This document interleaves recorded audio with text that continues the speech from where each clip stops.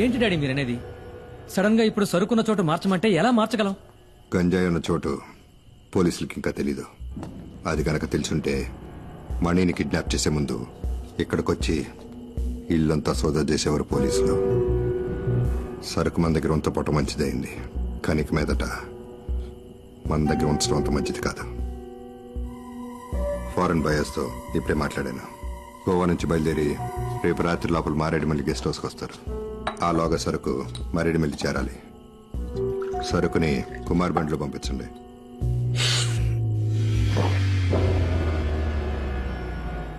సరుకుతోనూ వెళ్ళొద్దు. మనలో ఎవడో ఒకడో ఈ మాడుతున్నట్టు అనిపిస్తుంది.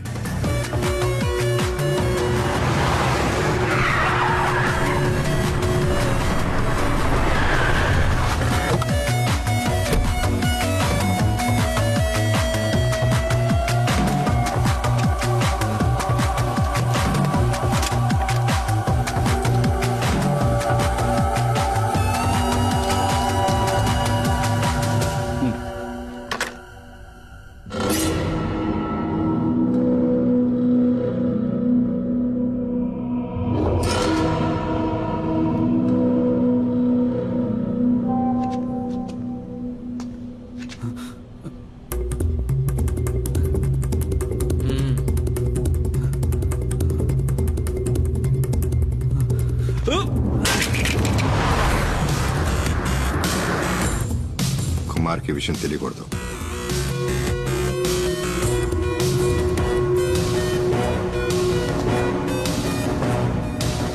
నీకు చివరి అవకాశం ఇస్తున్నా. ఆ వీడియో ఎవరికి పంపావో చెప్పు.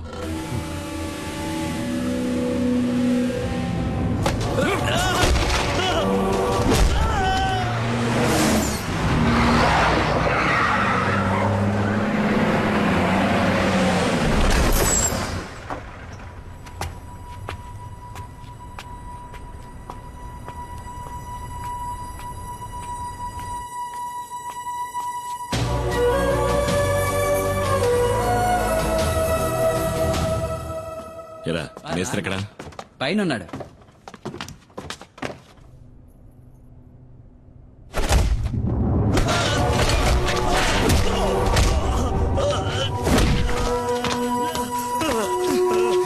రే శివ, ఏంట్రా ఇది? ద్రోహం, నమ్మక ద్రోహం చేసిన వాణ్ణి ఎప్పటికీ క్షమించకూడదు. ఏం ద్రోహం? వీడు నా ఫ్రెండ్ రా. నువ్వే అడిగి చూడు, వాడు తీసిన వీడియోని ఎవరికి పంపించాడో. చెప్పండ్రా. వదరా. శివ.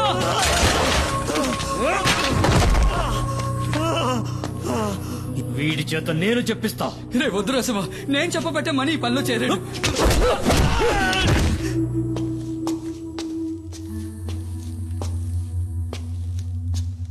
రా కుమార్, కూర్చో. లారీని గొడవంలోకి తీసుకొచ్చేసాను. కుమార్, నీ లారీలో ఆయుర్వేద మందులున్న ప్యాకెట్లని లోడ్ చేస్తారు. వాటిని మంగళాపురం చేర్చాలి. అక్కడ మన వాళ్ళు ఉంటారు. ఇది ప్రోడక్ట్ యొక్క డీటెయిల్స్, ఇది సేల్స్ పేపర్. ఈ 2 చెక్ పోస్టులు చూపిస్తే చాలు. ఓహో. శివ మనలోనే ఒక డబుల్ గేమ్ ఆడుతున్నాడని అనుమానం. శివ వాణ్ణి విచారిస్తున్నాడు. వచ్చేస్తాడు.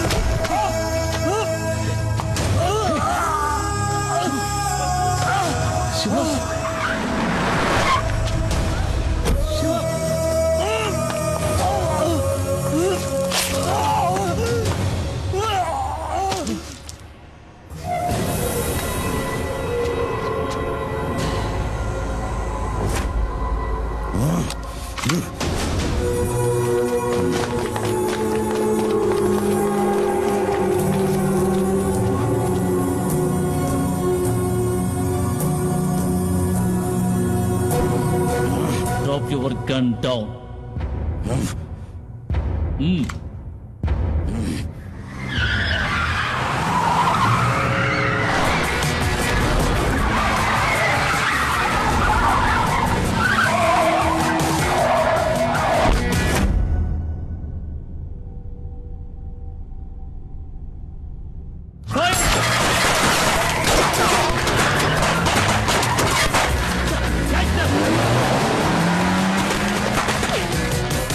కుమార్, సార్ నేను ఇదంతా నేను చూసుకుంటాను. నువ్వు వెంటనే పులియూరుకు పో.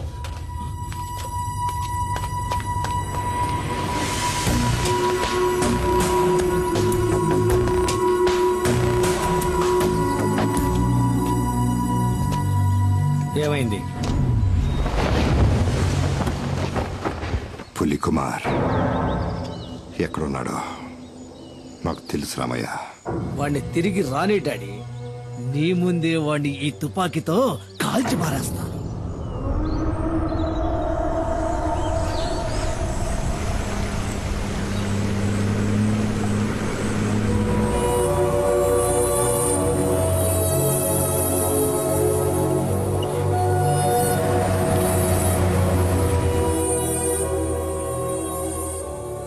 కుమార్,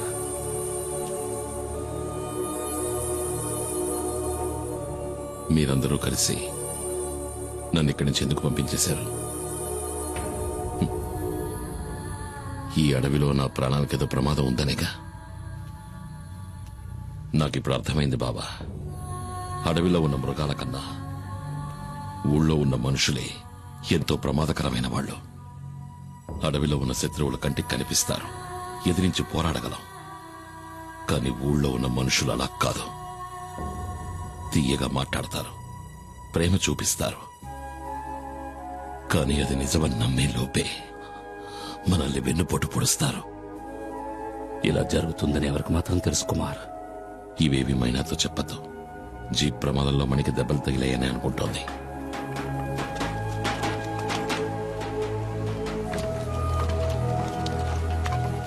ఏంటయ్యా కుమార్, ఎన్నాళ్ళు నువ్వేమైపోయావు? ఊళ్ళోకి మళ్ళీ పులొచ్చింది. ఈ నెల రోజుల్లో 7 మందిని చంపేసింది ఆ పెద్ద పులి. నీ కోసం ఎక్కడెక్కడో వెతికావు. నువ్వెక్కడున్నావో తెలిస్తే కదా పిలిపించగలం. కుమార్, నా మనవరాలు మల్లికని నేను చూస్తూ ఉండగానే నిన్న రాత్రి అడవులోకి లాక్కెళ్ళింది.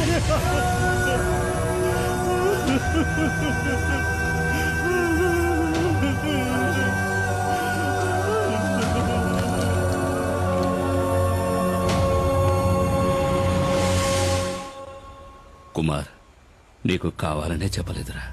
ఊళ్ళోకి పులొచ్చిందని తెలిస్తే నువ్వు అక్కడ ప్రశాంతంగా ఉండలేవు. అందుకే నువ్వేంటి అంతలా ఆలోచిస్తున్నావు? పులిని చంపడానికి మళ్ళీ అడవిలోకి వెళ్ళిపోతావా? సూరయ్య, నాకు మన బిడ్డకి నువ్వు తప్ప ఇంకెవరూ లేరు.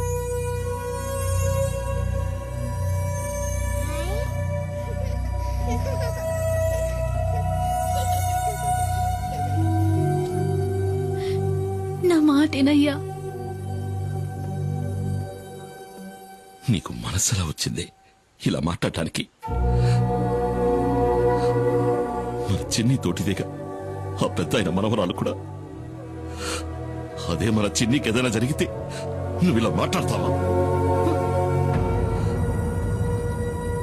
లేదు, నేను ఒప్పుకోను.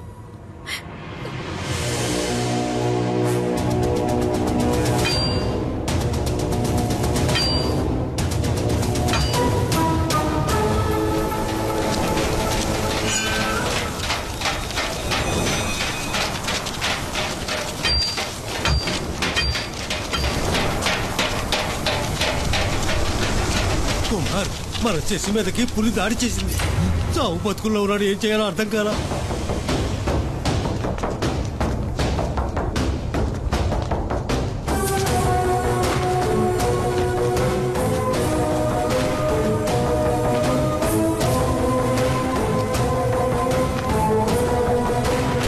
కుమార్,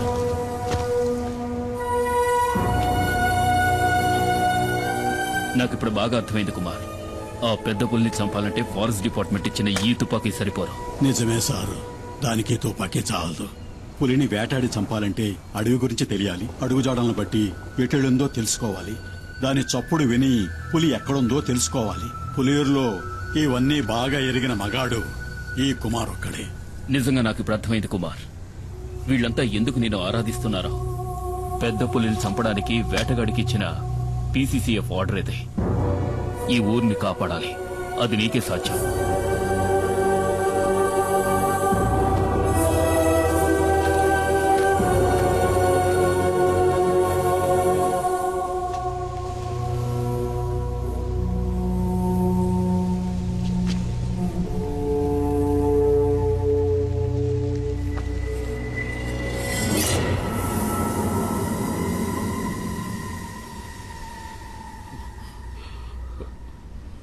ఎవర్రా?